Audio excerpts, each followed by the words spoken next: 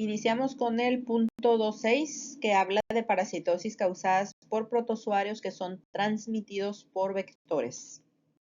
Estas parasitosis transmitidas por vectores son la plasmodiosis, leishmaniosis y trypanosomosis. En este video hablaremos de la plasmodiosis. La plasmodiosis, mejor conocida por su nomenclatura común a nivel mundial, malaria, o por el nombre común que recibe en Latinoamérica, paludismo, es la enfermedad parasitaria más importante en el mundo. De todas las parasitosis que existen, esta es la número 1 en cuestión del número de muertes que ocasiona cada año a nivel mundial.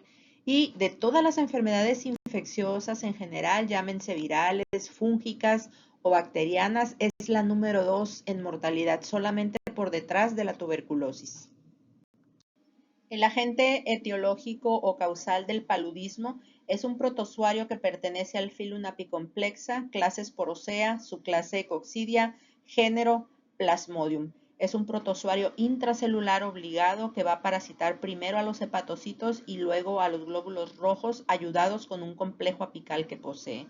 No tiene órganos de locomoción y se reproduce tanto sexual como asexualmente. A la fecha se conocen más de 100 especies del género Plasmodium que infectan a diferentes mamíferos, aves, reptiles, pero son 4 las especies que afectan al hombre y estas son Plasmodium falciparum, vivax, malariae y ovale.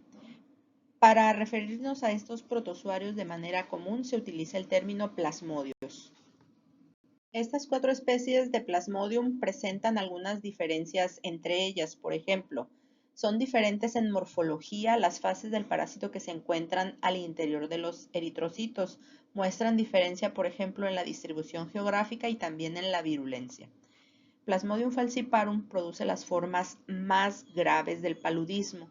Es responsable del 95% de las muertes debidas a esta parasitosis. Plasmodium vivax, por su parte, causa enfermedades debilitantes y recurrentes, pero rara vez mata, al igual que malaria y ovale, que son más o menos benignos. Todas las especies, con excepción de malaria, van a producir una fiebre terciana, lo que significa que se van a presentar episodios de fiebre y otros síntomas que se van a repetir cada 48 horas, mientras que malaria, la especie malaria, provoca fiebre cuartana, es decir, cada 72 horas. Todos tienen distribución mundial con excepción de ovale. Ovale se encuentra casi exclusivamente en el continente africano. Plasmodium vivax es la especie de mayor diseminación en el mundo, sobre todo en regiones templadas del planeta. Esta especie es la que más casos produce en nuestro país. Falciparum es el más frecuente en África y es responsable del 90% de los casos que se presentan en ese continente. Malaria está presente en África, Sudamérica y una región de Nueva Guinea. El paludismo o malaria es una parasitosis transmitida por mosquitos hembras del género Anopheles y causada por un protozoario intracelular obligado que pertenece al género Plasmodium y al filum Apicomplexa.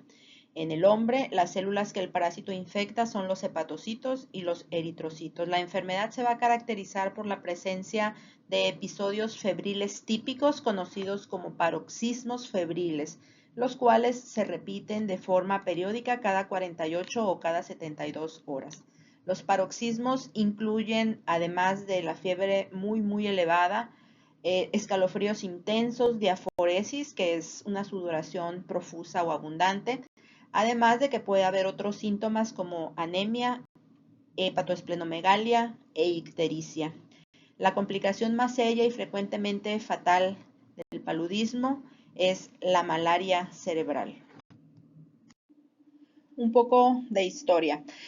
El paludismo es una enfermedad muy remota cuyos síntomas fueron descritos en los antiguos escritos médicos chinos. Posteriormente, los síntomas de la fiebre palúdica se atribuyeron a las picaduras de ciertos insectos. Luego, varios escritores romanos relacionaron las enfermedades palúdicas con los pantanos. De hecho, paludismo deriva del latín palus, que significa pantano. En 1880, Laveran, un cirujano del ejército francés, fue el primero en observar a los parásitos en la sangre de un paciente que sufría paludismo. En 1897, Ross fue el primero en demostrar que Plasmodium podía ser transmitido de pacientes infectados a los mosquitos y de esta manera se resolvió el problema de la transmisión del paludismo. Por su descubrimiento, Ross en 1902 recibió el premio Nobel y posteriormente por su descubrimiento y la gran relevancia de la enfermedad, Laveran en 1907 también fue galardonado con el premio Nobel.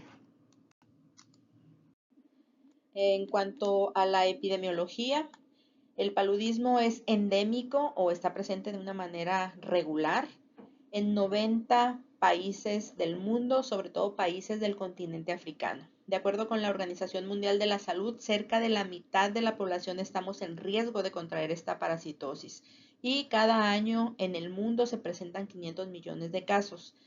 De estos 500 millones, 450 se presentan en el continente africano, que como les digo es el más afectado por esta parasitosis. A nivel mundial, cada año se presentan entre 2 y 3 millones de muertes. La mayoría de estas muertes son provocadas por la especie más letal, que es Plasmodium falciparum. Y los más afectados en cuestiones de mortalidad son los niños menores de 5 años. En las áreas endémicas, como África, solamente el 20% de los enfermos van a mostrar síntomas y el 80% restante van a fungir como importantes reservorios de esta parasitosis. Para que se den una idea de la magnitud del problema causado por esta parasitosis, la Organización Mundial de la Salud ha estimado que en África diariamente mueren 3.000 niños menores de 5 años, lo que se traduce en que la malaria mata a un niño africano cada 30 segundos debido principalmente a la complicación cerebral de esta parasitosis. La transmisión de Plasmodium es predominantemente vectorial. Ya les había mencionado que el paludismo es transmitido al hombre por la picadura de mosquitos hembras del género Anopheles, que son las hematófagas, es decir, son las que se alimentan de sangre. El macho, al no ser hematófago, no interviene en la transmisión de esta parasitosis. Los mosquitos hembras del género Anopheles infectados, cuando pican para alimentarse, inyectan directamente en la sangre del hospedero saliva y esa saliva lleva una fase del parásito denominada esporozoito, que sería la fase infectante para el hombre. La transmisión también puede ser por inoculación directa de glóbulos rojos parasitados por vía sanguínea a través de transfusiones o bien por pinchazos con jeringas contaminadas. La transmisión por vía transplacentaria es mucho menos frecuente. Plasmodium tiene un ciclo heteroxénico, lo que significa que se necesita más de un hospedero para que el ciclo pueda ser completado. Además, como buen apicomplejo, Plasmodium se reproduce tanto sexual como asexualmente. Quien va a fungir como un hospedero definitivo es el mosquito, ya que en él se va a llevar a cabo la reproducción sexual del protozoario. Esta reproducción sexual se va a llevar a cabo primero por gametogénesis, que sería la maduración de células sexuales que posteriormente van a llevar a cabo la fecundación o singamia para finalmente llevar a cabo la esporogonia y la generación de esporozoitos que se encontrarán en las glándulas salivales del mosquito y serán la fase infectante para el hombre. En el hombre, que es el hospedero intermediario, ya que en él se lleva a cabo la reproducción asexual, el parásito se va a reproducir tanto en los hepatocitos como en los eritrocitos asexualmente por esquizogonia, de tal manera que tenemos una esquizogonia hepática, que también se conoce como exoeritrocítica porque se lleva a cabo fuera de los eritrocitos, o preeritrocítica porque es una esquizogonia previa a la que se lleva a cabo en los eritrocitos. Tenemos después a la esquizogonia eritrocítica y finalmente en el hombre también se van a generar por gametogonia micro y macro gametocitos, que son células sexuales inmaduras, las cuales van a ser la fase infectante para los mosquitos cuando estos se alimenten de la sangre de un individuo parasitado.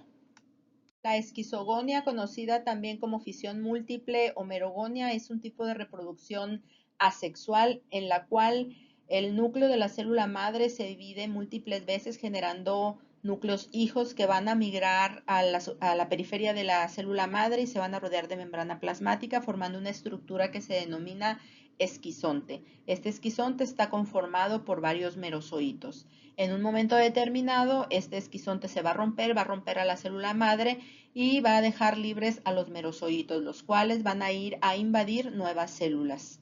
Esta esquizogonia es el tipo de reproducción asexual que se lleva a cabo en los hospederos intermediarios infectados con Plasmodium, como por ejemplo el hombre u otros primates. En el hombre, primero la esquizogonia se va a llevar a cabo en los hepatocitos y posteriormente en los eritrocitos. En el hospedero intermediario también se inicia un proceso de gametogonia, que es la formación de células sexuales inmaduras como el micro y el macrogametocito. Estas células sexuales inmaduras van a ser transmitidas al mosquito cuando éste se alimente de la sangre de un individuo parasitado y se va a infectar. Ese micro y macrogametocito, por gametogénesis, van a madurar y van a quedar listos para llevar a cabo la fecundación o singamia.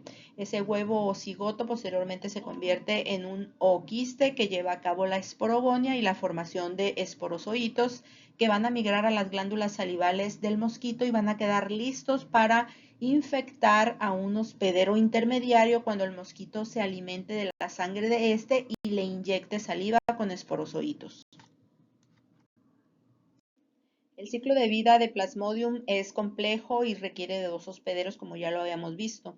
Un hospedero vertebrado como el hombre o algunos primates y al mosquito. Vamos a ver en esta diapositiva el ciclo biológico que se lleva a cabo en el hospedero intermediario. El ciclo se va a iniciar cuando un mosquito infectado se alimenta de la sangre de un hospedero sano y le inyecta una fase del parásito que se denomina esporozoito. Este esporozoito va a llegar al hígado, se va a introducir a los hepatocitos y se va a empezar a reproducir de manera asexual por esquizogonia, dando lugar a un esquizonte que contiene millares de nuevos parásitos, de nuevos merozoitos. Cuando este esquizonte madura, se va a romper al hepatocito infectado y los merozoitos van a quedar libres en la circulación y van a infectar a los glóbulos rojos. Cuando los merozoitos se introducen a los glóbulos rojos, se transforman en una fase del parásito conocida como trofozoito, que es este que tiene una forma de anillo. El trofozoito al interior de los glóbulos rojos se va a multiplicar asexualmente por esquizogonia y va a originar un esquizonte eritrocítico que contiene de 8 a 32 merozoitos dependiendo de la especie de Plasmodium. Estos merozoitos van a quedar libres cuando el esquizonte madura y se rompe y los merozoitos libres pueden invadir nuevos glóbulos rojos o bien pueden llevar a cabo el proceso de gametogonia para originar células sexuales inmaduras, el micro y el macrogametocito. Estos micro y macrogametocitos van a ser las formas infectantes para el mosquito cuando éste se alimenta de la sangre de una persona infectada con gametocitos y de esta manera el ciclo continúa. Es importante resaltar que durante esta fase esquizogónica, preeritrocítica o hepática, el individuo no experimenta ningún tipo de síntoma. Todos los síntomas van a estar asociados a la fase asexual de esquizogonia eritrocítica. Vamos ahora con el ciclo biológico en el hospedero definitivo. En el intestino del mosquito se va a llevar a cabo la diferenciación de los gametocitos que ingirió del hospedero intermediario hacia gametos, esto mediante gametogénesis. Se va a llevar a cabo la fecundación o singamia, se va a formar el cigoto, el cual se va a transformar en un oquineto, que es una fase móvil que va a atravesar la pared intestinal del mosquito. Ya en la parte externa del intestino, este se va a diferenciar en un oquiste que va a llevar a cabo la esporogonia y se van a generar miles de esporozoitos que van a romper al oquiste. Esos esporozoitos se van a dirigir hacia las glándulas salivales del mosquito para infectar al siguiente hospedero cuando éste se alimente de la sangre de ese hospedero y le inyecte saliva con esporozoitos. Y aquí tenemos el ciclo completo. El ciclo en el hospedero intermediario se va a iniciar cuando un mosquito infectado con esporozoitos en su saliva inyecte esta saliva y a los esporozoitos al hospedero intermediario. Los esporozoitos van a llegar al hígado, se van a introducir a los hepatocitos y se van a reproducir asexualmente por esquizogonia. Se va a formar un esquizonte hepático que contiene miles de merozoitos. Ese esquizonte va a madurar, se va a romper y va a dejar libres a los merozoitos en la circulación. Esos merozoitos pueden infectar a los glóbulos rojos y multiplicarse asexualmente por esquizogonia, formar un esquizonte eritrocítico que va a contener entre 8 y 32 merozoitos dependiendo de la especie de Plasmodium de la que estemos hablando. Ese esquizonte eritrocítico se va a romper, los merozoitos van a quedar libres para volver a infectar nuevos glóbulos rojos o bien para llevar a cabo la gametogonia y generar células sexuales inmaduras como el micro y el macro gametocito. Estos gametocitos son la fase infectante para los mosquitos cuando estos se alimentan de la sangre de un individuo parasitado. En el mosquito, estos gametocitos van a llevar a cabo la gametogénesis, vamos a tener ya células sexuales maduras que van a llevar a cabo la singamia o fecundación para formar un huevo o cigoto, el cual se va a transformar posteriormente en una fase móvil llamada oquineto que va a atravesar la pared intestinal, que luego se va a transformar en un oquiste que va a llevar a cabo la esporogonia, generándose miles de esporozoitos al interior de ese oquiste. El oquiste se va a romper y los esporozoitos van a migrar a las glándulas salivales del mosco, quedando listo el ciclo para volver a repetirse. Queda claro entonces que el ciclo de vida de Plasmodium es complejo, ya que tiene una gran cantidad de fases o formas de vida, y aquí están resumidas todas ellas. En el hospedero intermediario, a nivel hepático, vamos a tener la fase de esporozoito, que es la fase infectante, es la que inyecta el mosquito junto con su saliva y es la que llega a invadir a los hepatocitos. Este esporozoito se va a reproducir asexualmente por esquizogonia y nos va a originar otra fase del parásito que es el esquizonte hepático, el cual está formado por miles de merozoitos, los cuales van a quedar libres en la circulación cuando este esquizonte hepático madura y se rompe. Los merozoitos van a invadir a los glóbulos rojos y se van a transformar en otra fase del parásito llamada trofozoito, que es la que tiene forma de anillo. Los trofozoitos se van a reproducir asexualmente por esquizogonia y nos forman esquizontes eritrocíticos, los cuales se van a romper, van a dejar libres a los merozoitos que van a invadir nuevos glóbulos rojos y ahí pueden reproducirse nuevamente por esquizogonia o bien llevar a cabo la gametogonia y generar células sexuales inmaduras que son el micro y el macro gametocito. En lo que respecta al hospedero definitivo, que es el mosquito hembra del género Anopheles, bueno, pues en el intestino de este vamos a tener a los gametos que luego van a llevar a cabo la singamia y van a formar el cigoto. Luego este cigoto se va a transformar en una fase móvil que es el oquineto y luego el oquineto se transforma en un oquiste que lleva a cabo la esporogonia y genera miles de esporozoitos. El oquiste se rompe y luego los esporozoitos migran a las glándulas salivales del mosquito hembra del género Anopheles. De todas las fases que les acabo de mencionar, solamente 3 de ellas poseen complejo apical porque son las que van a invadir diferentes tipos de células.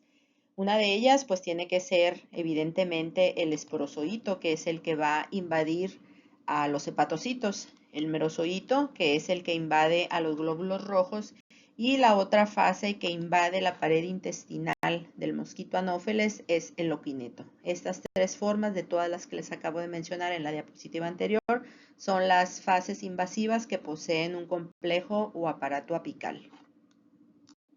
Con base en la localización del parásito y la reproducción que se lleva a cabo, se reconocen 3 fases en el ciclo de vida de Plasmodium que son la fase asexual exoeritrocítica, conocida también como preeritrocítica o hepática, la fase asexual eritrocítica, estas se llevan a cabo en el hospedero intermediario, y tenemos también la fase sexual o esporogónica que se lleva a cabo en el mosquito hembra del género Anopheles.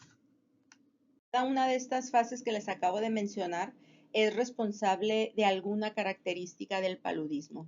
La fase sexual esporogónica es responsable de la transmisión del parásito al hombre, ya que la esporogonia es la causante de la generación de los esporozoitos que migran a las glándulas salivales del mosquito y que son la fase infectante para el hombre.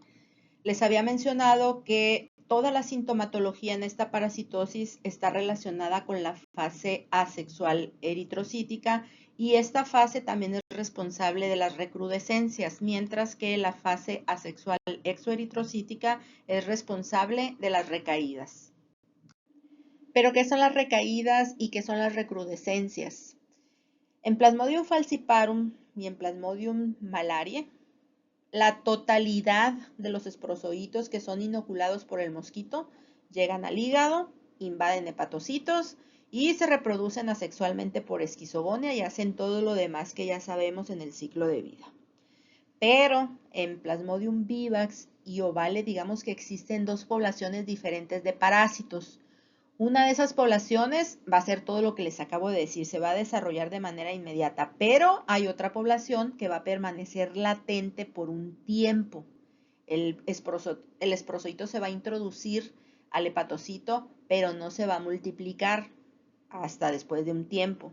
Se va a reactivar y va a causar una recaída, una reaparición de síntomas, porque ese hipnozoito va a salir de ese estado de latencia, se va a reproducir asexualmente por esquizogonia, va a formar al esquizonte hepático, se va a romper, los merozoitos van a quedar libres en la circulación, van a invadir a los eritrocitos y cuando se reproduzca asexualmente y forme el esquizonte y el esquizonte se rompa, aparecen síntomas, ¿no? Entonces, una recaída es eso, la reaparición de síntomas clínicos debido a que el hipnozoito se reactiva. Entonces, en el caso de Plasmodium falciparum y Plasmodium malariae, no hay recaídas, pero ojo, sí puede haber reaparición de síntomas, pero no son debidos a recaídas, ya que en estas dos especies no hay desarrollo de hipnozoitos. Ahí la reaparición de síntomas más bien sería debido a tratamientos inadecuados, tratamientos incompletos o a que la especie que parasita al hospedero es resistente al tratamiento. En el caso de falciparum y malariae, cuando hay reaparición de síntomas, hablamos de recrudescencias, más no de recaídas. En Plasmodium malariae, por ejemplo, es difícil la eliminación del parásito, por lo que pueden mantenerse pequeños niveles de glóbulos rojos parasitados que en algún momento pudieran aumentar su número y ocasionar nuevamente la enfermedad clínica. Toda la patogenia del paludismo está asociada a la invasión y a la destrucción de los glóbulos rojos, ya que la fase hepática exoeritrocítica o preeritrocítica previa es corta y completamente asintomática. Después de que el glóbulo rojo parasitado se rompe, va a quedar libre una gran carga antigénica del parásito en la circulación y es entonces cuando se presentan los paroxismos. El rompimiento de los glóbulos rojos va a provocar anemia y también se observa un aumento en el tamaño del hígado y del vaso por la eritropoyesis compensadora y el aumento de la eritrofagocitosis en el vaso. Cuadro clínico en el paludismo o malaria. En general, todas las especies van a producir en mayor o menor grado anemia debido a que los glóbulos rojos parasitados se están rompiendo. Va a haber ictericia, que es la coloración amarillenta de la piel, de la esclerótica del ojo, debido a la bilirrubina. La bilirrubina, ustedes saben que es un pigmento biliar de color amarillo o naranja que resulta de la degradación de la hemoglobina de los glóbulos rojos. Al estar habiendo una importante destrucción de glóbulos rojos parasitados, evidentemente la bilirrubina va a aumentar y va a dar esa coloración amarillenta a la piel y a otras partes del organismo. También hay una hepatoesplenomegalia compensadora y los paroxismos febriles que se van a presentar periódicamente cada 48 o cada 72 horas dependiendo de la especie de Plasmodium infectante. Los paroxismos característicos del paludismo o malaria constan de varias etapas. La primera es una fase preliminar en donde el individuo infectado va a experimentar malestar general y mialgias. Luego viene una fase fría donde se observan escalofríos repentinos y temblores intensos. Posteriormente viene una fase caliente donde la temperatura corporal se va a incrementar por encima de los 40 grados durante varias horas y se va a acompañar además de otros síntomas como taquicardia, hipotensión, dolor de cabeza, náuseas, dolor de espalda, dolor abdominal y hasta delirio. Finalmente la fiebre se va a resolver y luego viene una fase de sudoración profusa o abundante. Esta fase se conoce como fase húmeda y el paroxismo tiene una duración de 8 a 10 horas. Al final de cada paroxismo, el paciente suele sentirse débil, agotado y casi siempre se queda dormido. Cuando se despierta, su temperatura ya está normal, suele sentirse bien, hasta el inicio de la siguiente crisis que puede ocurrir en 48 o 72 horas, dependiendo de la especie infectante. La fiebre en el paludismo está determinada por el ciclo eritrocítico del parásito. La fiebre se va a elevar cuando el parásito es liberado al torrente sanguíneo al romperse el glóbulo rojo parasitado y va a bajar cuando los parásitos entran nuevamente al glóbulo rojo para reproducirse. Plasmodium malariae tarda 72 horas en desarrollarse dentro del eritrocito para formar el esquizonte maduro y volver a reventar al eritrocito, mientras que las otras 3 especies tardan 48 horas. Por ello, la repetición de los paroxismos febriles es cada 48 horas en Plasmodium vivax, ovale y falciparum y cada 72 horas en las infecciones provocadas por la especie Malariae. ¿Por qué Plasmodium falciparum es la especie más letal? Las razones son 3. Primera, el esquizonte hepático de la especie falciparum contiene hasta 40.000 merozoitos, lo que significa que esa misma cantidad de glóbulos rojos pueden ser infectados y destruidos, mientras que los esquizontes hepáticos de las otras 3 especies pueden contener de 800 a 1000. La diferencia es extremadamente grande. Otra razón es que Plasmodium falciparum es capaz de infectar glóbulos rojos de todas las edades, desde los reticulocitos hasta los glóbulos rojos senescentes, y esto ocasiona parasitemias mucho más elevadas. Esta gran invasividad, así como esta intensa esquizogonia exoeritrocítica, lo hacen ser la especie más peligrosa. Sin embargo, la alta letalidad de esta especie se debe principalmente a que los eritrocitos parasitados con Plasmodium falciparum presentan adhesividad entre sí y con el endotelio vascular. Esta citoadherencia origina trombos que van a interrumpir el flujo sanguíneo, causando problemas muy graves. Imaginen esos trombos en los capilares o en las vénulas cerebrales. Pues precisamente eso es lo que ocurre en la complicación más grave del paludismo, que es la malaria cerebral. Esta citoadherencia de la que estamos hablando se debe a que los glóbulos rojos parasitados poseen unas pequeñas protuberancias en su superficie que se conocen con el nombre de NOPs. Estos NOPs ocasionan que los glóbulos rojos parasitados se agreguen con otros glóbulos rojos parasitados e incluso con glóbulos rojos sanos y causen trombos. Los NOPs también van a permitir que los glóbulos rojos parasitados se adhieran a las células endoteliales de vasos sanguíneos, y esto conduce a la obstrucción del flujo sanguíneo e hipoxia en diferentes órganos. Entonces se va a producir un daño órgano específico. Estas graves manifestaciones y complicaciones debidas a la especie falciparum son conocidas como paludismo pernicioso. De hecho, la palabra pernicioso significa que causa mucho daño o que es muy perjudicial. Las graves manifestaciones del paludismo pernicioso ocurren principalmente en niños menores de 5 años y en adultos no inmunes que no reciben tratamiento varios días después de que se presentan los síntomas. La complicación más seria y frecuentemente fatal es la malaria cerebral. En este tipo de padecimiento, la adherencia de los eritrocitos parasitados a las células endoteliales de los capilares y vénulas cerebrales va a entorpecer la circulación y va a causar privación localizada de oxígeno. Esto va a llevar a convulsiones generalizadas, a coma profundo y muerte del paciente. La obstrucción de vénulas y capilares cerebrales con eritrocitos parasitados con trofozoitos y esquizontes es una característica histopatológica encontrada en la malaria cerebral. Otras complicaciones clínicas observadas en el paludismo pernicioso son anemia severa, enfermedad hepática y renal severa, edema pulmonar, colapso circulatorio, acidosis, hipoglicemia e hiperpirexia. El diagnóstico se realiza mediante la prueba de gota gruesa que detecta al parásito en la sangre.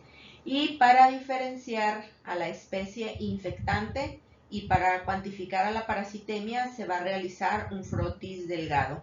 ¿Por qué es importante diferenciar a la especie de Plasmodium que está causando la infección? Bueno, porque un tratamiento temprano es crítico y ese tratamiento va a depender de la especie causante del paludismo. Por ejemplo, Plasmodium falciparum asociado a una alta mortalidad es frecuentemente resistente a la cloroquina, que es un fármaco que comúnmente se administra. Entonces, si se ha determinado que la especie infectante es falciparum, no debe darse este fármaco. Plasmodium vivax y ovale, recordemos que presentan formas latentes, presentan a los hipnozoitos, entonces las infecciones causadas por estas dos especies deben ser tratadas con fármacos que eliminen al parásito en el hígado, además de los que se encuentran en la sangre. Es importante determinar también la cifra de eritrocitos infectados, ya que rara vez excede al 2%, a excepción de una infección grave causada por falciparum, la cual puede llegar a alcanzar hasta un 10%. La malaria debe ser considerada en cualquier paciente con fiebre que haya visitado un área endémica. Y cuando la sospecha sea grande, el examen debe repetirse al menos 2 veces durante 3 días. Realizar la prueba de gota gruesa y frotis delgado es muy sencillo. Primero hay que desinfectar uno de los dedos con alcohol y dejar secar. Luego el dedo se pincha con una lanceta estéril y se toman 3 o 4 gotas de sangre que van a ser colocadas en el centro de un portaobjetos limpio. Con una de las gotas se va a hacer un extendido o frotis sanguíneo y el resto de las gotas se van a juntar con la esquina de otro portaobjetos. Así es como debe de quedar. Esta es la gota gruesa, este es el frotis delgado. Esto se va a teñir y se va a realizar una observación microscópica, primero en la gota gruesa para detectar las formas sanguíneas del parásito. En caso de que se observen, se va a analizar el frotis delgado para identificar a la especie infectante y cuantificar el porcentaje de parásitos en la muestra. Para poder identificar la especie de plasmodio infectante en un frotis delgado, pues es importante conocer cuáles son las características en cada una de las especies. Recordemos que al principio les comenté que las 4 especies se diferenciaban en cuanto a la morfología de esas fases o formas que se encontraban al interior de los glóbulos rojos. Cuando un eritrocito se encuentra infectado con Plasmodium falciparum, el glóbulo rojo no experimenta cambio en su tamaño, no se ven agrandados. Esta presencia de formas marginales es común. Los anillos o los trofozoitos que se encuentran al interior de los glóbulos rojos son pequeños y delicados. Es frecuente que haya más de un trofozoito al interior de los glóbulos rojos cuando la infección es producida por Plasmodium falciparum, y también es frecuente observar que estas formas de anillo o trofozoitos tienen 2 puntos de cromatina en lugar de 1. Estas formas en desarrollo no es frecuente verlas en frotis de sangre periférica. Los gametocitos tienen un aspecto característico de salchicha y estos van a aparecer en la sangre no antes de las 4 primeras semanas de la infección. Veamos ahora cómo es la morfología de las diferentes fases sanguíneas de Plasmodium vivax. Aquí tenemos un glóbulo rojo de tamaño normal y podemos observar que los eritrocitos parasitados con la especie vivax sí se agrandan o sí incrementan su tamaño. Aquí las formas de trofozoito o esas formas de anillo tienden a ser más grandes que las observadas con Plasmodium falciparum, tienden a ser gruesas y algo deformes. Las formas en desarrollo, aquí sí están presentes con frecuencia en la sangre periférica. Estas formas en desarrollo de Plasmodium falciparum no se encuentran comúnmente en la sangre periférica porque recordemos la citoadherencia que causa Plasmodium falciparum en los glóbulos rojos parasitados, entonces van a estar más bien unidas o adheridas a las células endoteliales de los vasos sanguíneos, por eso no es común ver a esas formas de Plasmodium falciparum en la sangre periférica. Los eritrocitos que están infectados con la especie Vivax van a presentar estas pequeñas granulaciones citoplasmáticas que se conocen como puntos de Schuffner. En el caso de los glóbulos rojos parasitados con Plasmodium malariae, los glóbulos rojos no sufren un agrandamiento. El punto de cromatina en esas formas de anillo pueden estar en la superficie interna. Las formas de anillo o trofozoitos pueden ser cuadradas o pueden estar en forma de banda. Esta forma de banda es característica de esta especie. Los esquizontes, que son estas fases que ustedes observan aquí, pueden tener aspecto de flor o de margarita y pueden contener hasta 10 merozoitos. Plasmodium ovale sí ocasiona que los glóbulos rojos incrementen de tamaño. Aquí las formas de anillo van a ser más grandes y van a ser gruesas.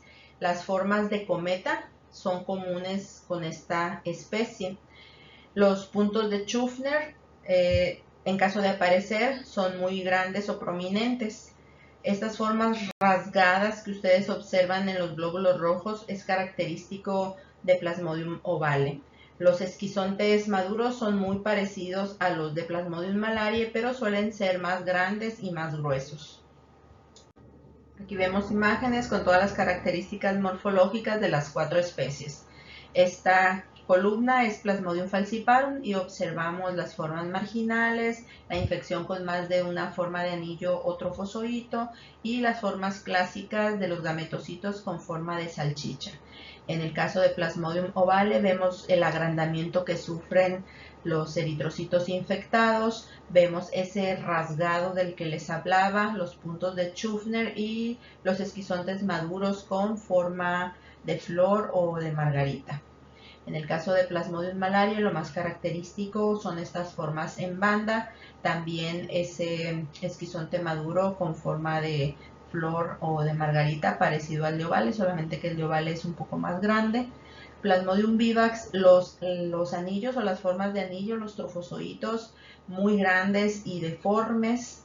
Y aquí vemos ya frotis reales, donde vemos a Plasmodium vivax. Vean ustedes cómo las fases de anillo son muy toscas, muy grandes, muy deformes. En Plasmodium ovale lo más característico es esa forma rasgada que adquiere el eritrocito parasitado y los puntos de Schuffner, no sé si los alcanzan a observar. En Plasmodium malariae las formas de banda características, aquí están los esquizontes maduros, en el caso de Plasmodium falciparum, los eritrocitos con varios trofozoitos o formas de anillo con sus 2 puntos de cromatina y los gametocitos con su clásica forma de salchicha.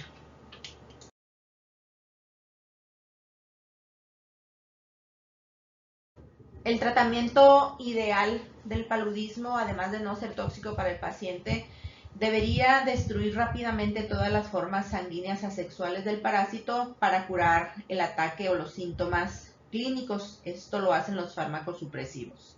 Debería destruir a los esporozoitos y a las formas latentes, a los hipnozoitos, para evitar las recaídas. Esto es lo que hacen los fármacos contra las formas exoeritrocíticas.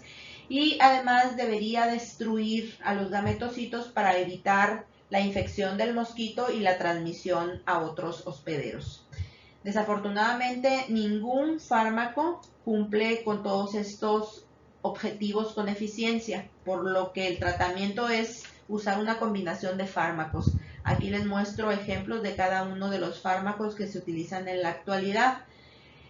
Cabe mencionar que la terapéutica antipalúdica se complica demasiado por la aparición de ciertas cepas de plasmodios resistentes a los fármacos actualmente utilizados. Cuando una persona va a visitar un área endémica, que es un área en donde la enfermedad está regularmente presente, debe usar fármacos preventivos. Debe tratar de usar ropa de manga larga, clara, botas, usar repelentes y tratar de dormir en habitaciones con mosquiteros. Es importante que en estas zonas endémicas se dé tratamiento completo a pacientes que se encuentren infectados, aun y cuando estén completamente asintomáticos, ya que estos son reservorios importantes para la transmisión del parásito.